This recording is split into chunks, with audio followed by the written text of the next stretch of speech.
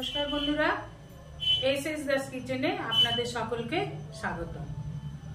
आज के निये एसेछि एकटा नतून रेसिपि हाथे माखा चुनो माछेर चच्चड़ी।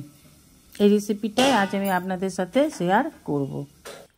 নিয়ে নিয়েছি চুনো মাছ, ধনেপাতা কুচি, আলু কুচি, বেগুন কুচি, মূলো কুচি, শিম কুচি, কড়াইশুঁটি, টমেটো কুচি, রসুন কুচি, পেঁয়াজ কুচি, সর্ষের তেল।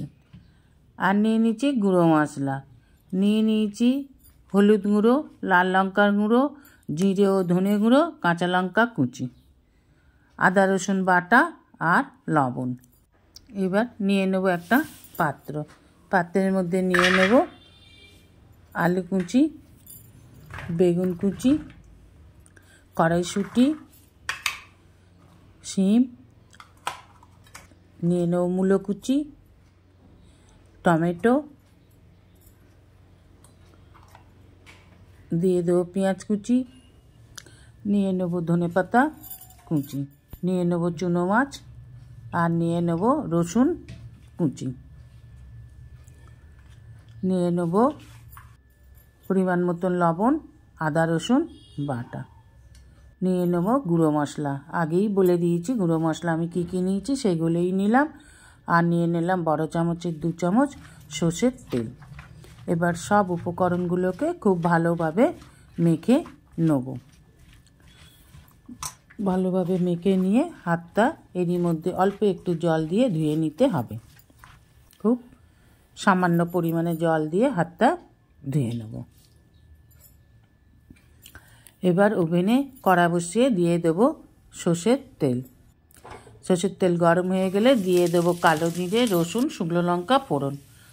ফোড়নটাকে একটু নাড়াচাড়া করে মেখে রাখা সবজিগুলো মাছটাকে দিয়ে দেবো একসাথে, যেটা মেখে রেখেছিলাম। এবার একটু ভালোভাবে নাড়াচাড়া করে 2-3 মিনিটের জন্য ঢাকা দিয়ে দেবো। ভিডিওটি ভালো লাগলে বন্ধুরা অবশ্যই একটা লাইক, কমেন্ট, সাবস্ক্রাইব করার অনুরোধ রইল। পাশে থাকা বেল আইকনটিতে ক্লিক করে দেবেন নিউ ভিডিওর আপডেট যাতে সবার আগে আপনার কাছে পৌঁছে যায়। 2-3 মিনিট পর ঢাকা খুলে দেখুন বন্ধুরা কত জল রিলিজ হয়েছে। এই জলেই আনাজগুলো সব সিদ্ধ হয়ে যাবে, আর জল দিতে লাগবে না।